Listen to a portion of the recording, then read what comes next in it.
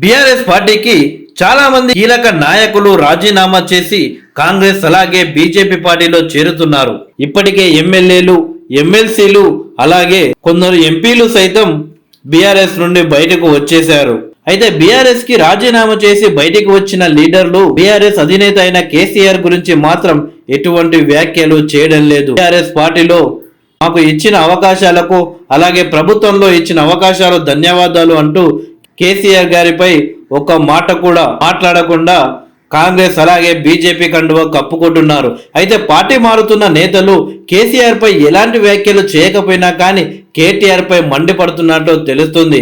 కేటీఆర్ వ్యవహార తీరు నచ్చకనే చాలా మంది నాయకులు బీఆర్ఎస్ పార్టీకి గుడ్ బై చెబుతున్నట్టు వార్తలు వస్తున్నాయి. తెలంగాణ రాష్ట్రానికి నూతన ముఖ్యమంత్రిగా బాధ్యతలు తీసుకున్న రేవంత్ రెడ్డిపై నోటికొచ్చినట్లు మాట్లాడడం కొందరు బీఆర్ఎస్ పార్టీ నేతలకు నచ్చలేదట.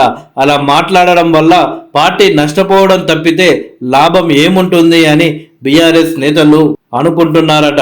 తెలంగాణ రాష్ట్రంలో బూతులు మాట్లాడడం మొదలు పెట్టిందే కేసీఆర్ గారు. ఆ తర్వాత ఆ మాటలే ప్రతిపక్షాలు మాట్లాడడం వల్ల బీఆర్ఎస్ పార్టీ ఓడిపోవడానికి ప్రధాన కారణమయ్యాయి.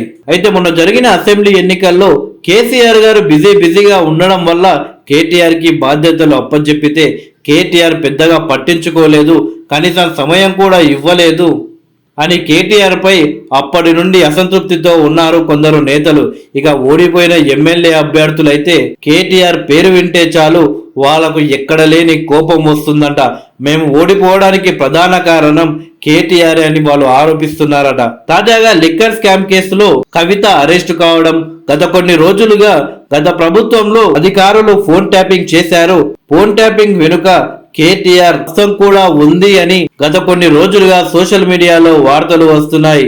అది కూడా బీఆర్ఎస్ పార్టీకి పెద్ద ఎఫెక్ట్ పడ్డదని చెప్పవచ్చు.